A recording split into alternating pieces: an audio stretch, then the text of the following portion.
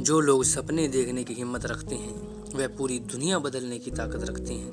सपने हमेशा बड़े होने चाहिए, प्रतिबद्धता हमेशा गहरी होनी चाहिए और प्रयास हमेशा महान होने चाहिए। जी हाँ, इस वीडियो में हम जानने वाले हैं बिजनेस की दुनिया के बेताज बादशाह के बारे में, जिन्होंने बहुत ही मुश्किलों के बाद अपने बिजनेस को छोटे से शुरू करके आसमान की बुलंदियों तक ले गए। जी हाँ, हम इस वीडियो में बात करने वाले हैं धीरज लाल हीरा लाल अंबानी के बारे में, जिन्हें हम धीरू भाई अंबानी के नाम से जानते हैं। धीरू भाई अंबानी का जन्म 28 दिसंबर 1932 में गुजरात के एक छोटे से गांव चोरवाड़ में हुआ था। इनके पिता हीराचंद गोवर्धन भाई अंबानी एक साधारण शिक्षक थे और मां जमुनाबेन एक घरेलू महिला थी।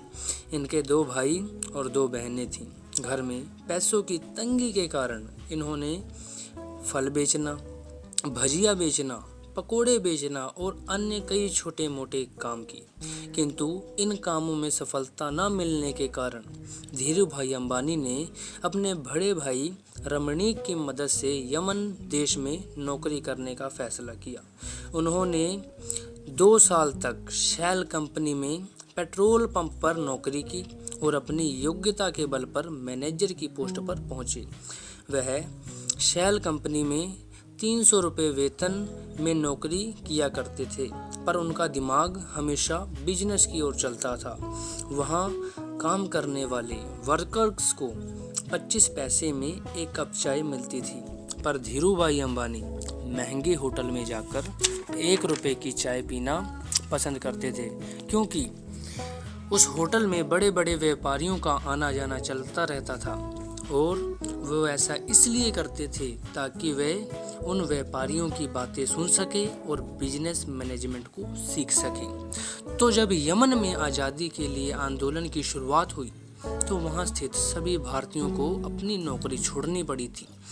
ऐसे में धीरू भाई अंबानी ने भी अपनी नौकरी छोड़ दी और वापस 1958 में भारत आ गए। जैसा कि मैंने आपको बताया कि धीरू भाई अंबानी शुरू से ही बिजनेस माइंडेड थे, तो उन्होंने भारत आते ही अपने चचेरे भाई चंपकलाल दमानी के साथ मिलकर पॉलिस्टर धागे और मसालों का आयात निर्यात का काम शुरू कर दिया। इसके बाद उन्होंने महज 15,000 की राशि में रिलायंस कमर्शियल कॉरपोरेशन की शुरुआत 350 स्क्वायर फुट कमरे से की, जिसमें केवल 1 टेलीफोन, 1 टेबल और 3 चेयर्स थी।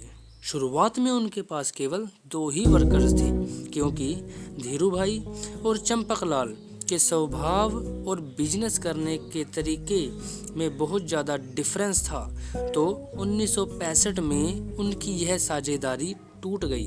फिर धीरू भाई अंबानी ने अपने दम पर अकेले बिजनेस की शुरुआत की।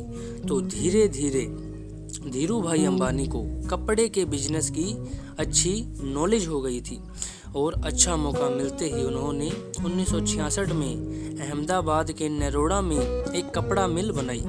धीरू भाई अंबानी ने कपड़े के ब्रांड का नाम विमल रखा।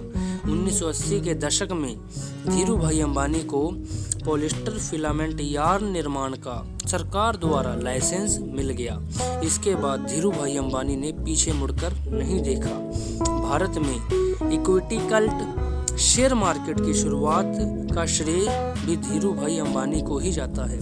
मैं आपको बता दूं, जब 1970 में रिलायंस ने IPO जारी किया था, तब 58,000 निवेशकों से ज़्यादा ने इसमें निवेश किया था। इसके बाद धीरू भाई अंबानी ने अपनी रिलायंस इंडस्ट्रीज़ को खुलकर एक्सपेंड की। उन्होंने petrochemicals, telecommunication, energy, textile, share market और अन्य कई क्षेत्रों में अपने व्यापार को बढ़ाया। इस समय धीरू भाई अंबानी के दोनों बेटे इस मौके का पूरा फ़ायदा उठा रहे थे। आपको जानकारी के लिए बता दूं, 2012 तक करीब 85,000 वर्कर रिलायंस इंडस्ट्रीज़ में काम कर रहे थे और अगर हम पूरे भारत का टैक्स अमाउंट जोड़कर इकट्ठा करें तो उसका 5% हिस्सा रिलायंस इंडस्ट्रीज से आता है। इसके अलावा धीरू भाई अंबानी ने कई आरोपों को भी झेला। उन पर अनैतिक प्रवृत्ति और लचीले मूल्यों का आरोप लगा। उन पर यह भी आरोप लगा कि उन्होंने अपनी ज़रूरतों के हिसाब से सरकारी नीतियों में बदलाव किया है, किंतु धीरूभाई अंबानी पर इन आलोचनाओं का कोई फर्क ना पड़ा, क्योंकि वह अपने लक्ष्य को देख रहे थे। धीरूभाई अंबानी को 24 जून 2002 में हार्ट अटैक के कारण मुंबई के ब्रैंच कैंडी हॉस्पिटल में एडमिट करवाया गया, लेकिन उनकी तबीयत लगातार खराब होती रही और 6 जुलाई 2002 को इस महान शख्सियत ने अपनी अंतिम सांसें ली। उनकी मृत्यु के बाद उनके व्यापार को उनके बड़े बेटे मुकेश अंबानी ने बेहद कुशलतापूर्वक संभाला। यही नहीं, वे आज भारत के सबसे ज़्यादा धनी व्यक्ति हैं और वर्ल्ड के सक्सेसफुल बिजनेसमैन में से एक हैं। यदि इस वीडियो में आपको कुछ भी अच्छा लगा हो तो इसे तुरंत लाइक, शेयर एंड सब्सक्राइब करें। वीडियो देखने के लिए बहुत बहुत धन्यवाद।